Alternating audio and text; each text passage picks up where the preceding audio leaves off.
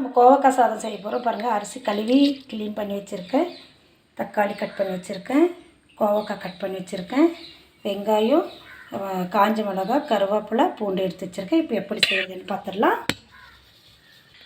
பாத்திரம் காஞ்சிடுச்சு, எண்ணெய் ஊற்றிக்கலாம்.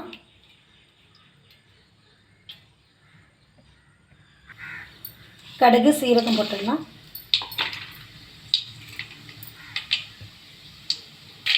கடுகு பொரிஞ்சிச்சு, வெங்காயம்,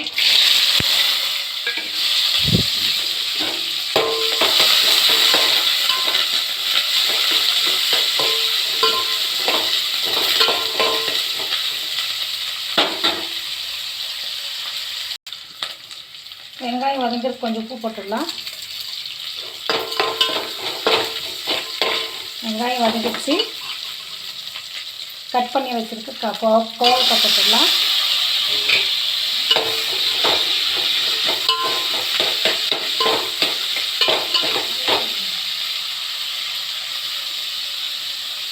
தக்காளி போட்டுடலாம்.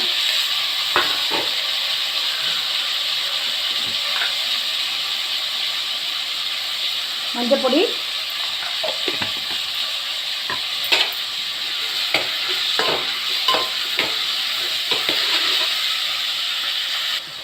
தண்ணி ஊற்றிடலாம். நான் இந்த பாத்திரத்தில் தான் ஒரு பாத்திரம் அரிசி எடுத்தால் 2 பாத்திரம் தண்ணி ஊற்றிடலாம்.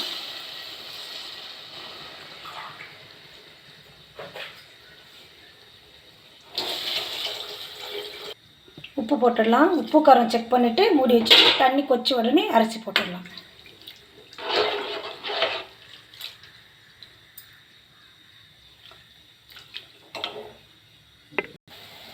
நல்லா கொதிக்க ஆரம்பிச்சிடுச்சு. இப்போ வந்து அரிசி போட்டுடலாம்.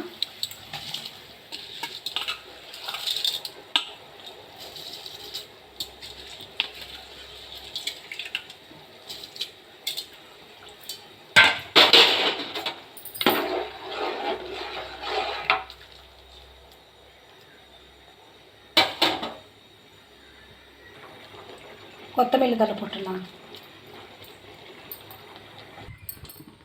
ரெடி ஆகிடுச்சா பார்க்கலாம். சூப்பராக ரெடி ஆகிடுச்சுங்க கோவக்காய் சாதம்.